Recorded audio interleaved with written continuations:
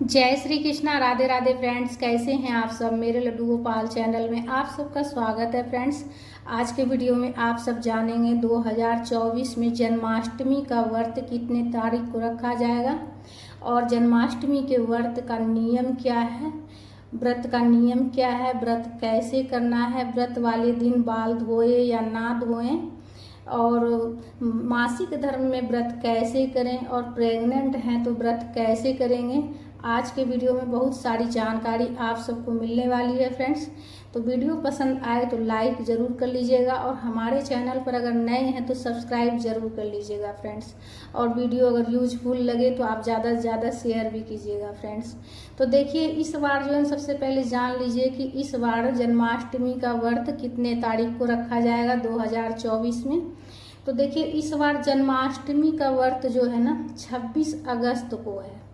जन्माष्टमी का त्यौहार भादो महीना में भाद्र मास में कृष्ण पक्ष में अष्टमी तिथि को जन्माष्टमी का त्यौहार मनाया जाता है। जन्म उत्सव मनाया जाता है, कृष्ण भगवान जी का जन्म उत्सव मनाया जाता है।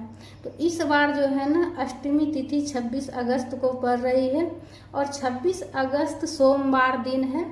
सोमवार दिन 26 अगस्त को जन्माष्टमी का व्रत रखा जाएगा, कृष्ण भगवान जी का जन्म उत्सव मनाया जाएगा। तो और व्रत का नियम क्या है ये जान लीजिए, और व्रत कैसे करना है और बाल किस दिन धोना है। तो देखिए, बाल आप एक दिन पहले ही धो लीजिएगा, रविवार को ही धो लीजिएगा, इसलिए कि व्रत का नियम एक दिन पहले से ही शुरू हो जाता है। तो आप रविवार को ही बाल धो लीजिएगा, नाखून वगैरह काट कर, उसके बाद आप बाल धोकर स्नान कर लीजिएगा। नाखून अगर काटना हो तो आप नहाने से पहले ही नाखून वगैरह काट लीजिएगा और उसके बाद बाल धोकर स्नान कर लीजिएगा। और स्नान करने के बाद आप पूजा पाठ जो होता है वो कीजिएगा। और उस दिन लहसुन प्याज नहीं खाइएगा, ब्रह्मचार्य का पालन कीजिएगा, किसी से झूठ कपट नहीं बोलिएगा, झूठ नहीं बोलिएगा, झगड़ा लड़ाई नहीं कीजिएगा।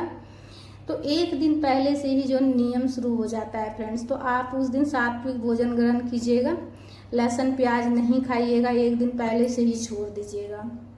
और व्रत कैसे करना है, देखिए जन्माष्टमी का व्रत जो है ना निर्जला व्रत रखा जाता है। जन्माष्टमी का व्रत निर्जला व्रत रखा जाता है। इसमें 12 बजे रात में जब कृष्ण भगवान जी का जन्म होता है तो उस समय कृष्ण भगवान जी का जन्म जब होता है तो कृष्ण भगवान जी को जो स्नान कराते हैं, जो पंचामृत जो स्नान वाला जल रहता है, जो चरणामृत रहता है कृष्ण भगवान जी का, वो ग्रहण करने के बाद ही व्रत खोला जाता है।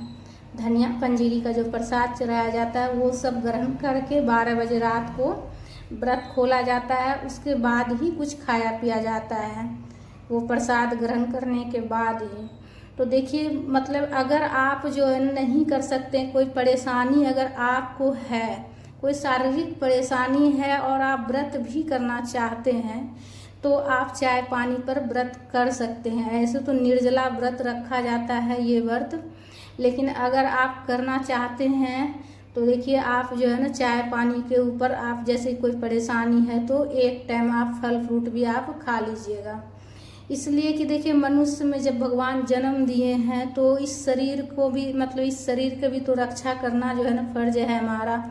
तो इसलिए अगर शरीर में कोई कष्ट है, परेशानी है, तो आप चाय पानी वगैरह पी लीजिएगा और एक टाइम आप कोशिश कीजिएगा कि एक टाइम, ज़्यादा नहीं, एक टाइम कुछ फल वगैरह खा लीजिएगा।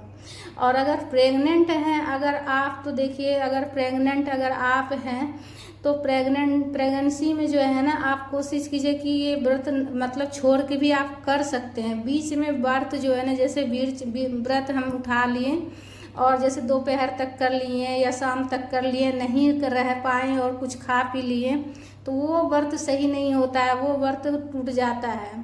तो इससे अच्छा है कि आप अगर नहीं कीजिएगा, अगर प्रेग्नेंट है तो अगर नहीं व्रत करते हैं तो अच्छा रहेगा। आप अगले साल फिर कर लीजिएगा, जब मतलब कि बेबी आ जाएगा, बच्चा हो जाएगा उसके बाद। लेकिन अगर आप प्रेग्नेंट है फिर भी अगर आप करना चाहते हैं, आपका मन है कि नहीं हम करेंगे, तो आप फल फ्रूट खाते हुए आप व्रत कर लीजिएगा, फलाहारी पर आप व्रत कर लीजिएगा, चाय पानी वगैरह पीते रहिएगा।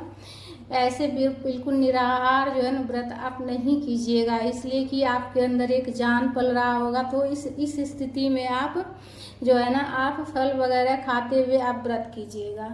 और देखिए, आप अगर मासिक धर्म में हैं तो मासिक धर्म में आप प्रत्येक साल अगर आप व्रत करते हैं जन्माष्टमी का, हर साल आप जन्माष्टमी का व्रत करते हैं और इस बार जैसे मासिक धर्म पड़ गया है तो इस स्थिति में व्रत कैसे करें। तो देखिए, आप व्रत कर सकते हैं, सिर्फ पूजा नहीं कीजिएगा आप, पूजा आपके घर परिवार में जो है वो कर लेंगे, आप व्रत रख सकते हैं। जो व्रत का नियम है आप एक दिन पहले से ही आप शुरू कर लीजिएगा, लहसुन प्याज वगैरह छोड़ दीजिएगा और आप व्रत कर सकते हैं। ठीक है, मासिक धर्म में भी आप कर सकते हैं व्रत, एक दिन पहले से ही लहसुन प्याज वगैरह छोड़ दीजिएगा। ठीक है, और आप व्रत कर सकते हैं, सिर्फ पूजा आप नहीं कीजिएगा। और बाद में जब पूजा पाठ जैसे रात्रि में हो जाएगा तो भगवान जी का जो प्रसाद रहता है वो ग्रहण करके आप अपना व्रत खोल सकते हैं। तो आपके परिवार वाले जो हैं वो पूजा कर लेंगे, आप व्रत रख सकते हैं, मासिक धर्म में भी रख सकते हैं फ्रेंड्स। ठीक है, तो इस तरह से जो है ना आप बिल्कुल सरल विधि से आप मासिक धर्म है तो भी व्रत रख सकते हैं, प्रेग्नेंट है तो भी व्रत रख सकते हैं। और बाल आप एक दिन पहले ही धो लीजिएगा फ्रेंड्स। तो एक बार फिर से याद दिला रही हूँ, 26 अगस्त को है, 26 अगस्त को व्रत रखा जाएगा, कृष्ण जन्माष्टमी का 26 अगस्त को व्रत रखा जाएगा फ्रेंड्स। और अगर नया व्रत आप उठाना चाहते हैं तो अगर आप मासिक धर्म में हैं और नया व्रत आप शुरू करना चाह रहे हैं, पहली बार आप अगर व्रत उठाना चाह रहे हैं, जन्माष्टमी का व्रत पहली बार उठाना चाह रहे हैं, तो देखिए मैं तो यही कहूँगी कि अगर आप जन्माष्टमी का व्रत पहली बार उठाना चाह रहे हैं, करना चाह रहे हैं और मासिक धर्म में हैं तो आप मत कीजिए, इसलिए कि पहली बार जब भी उठाइए व्रत जब पूरी तरह से शुद्ध बदन हो तभी उठाना चाहिए।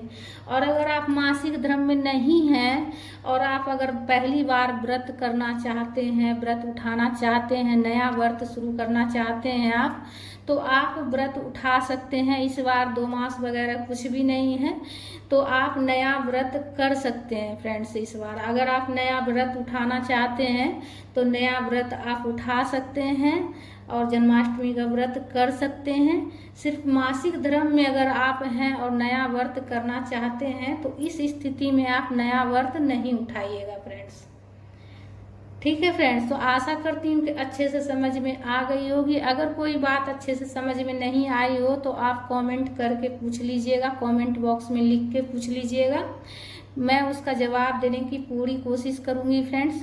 और वीडियो पसंद आए तो लाइक ज़रूर कर लीजिएगा और ज़्यादा से ज़्यादा शेयर भी कीजिएगा और कमेंट में राधे राधे ज़रूर लिखिएगा।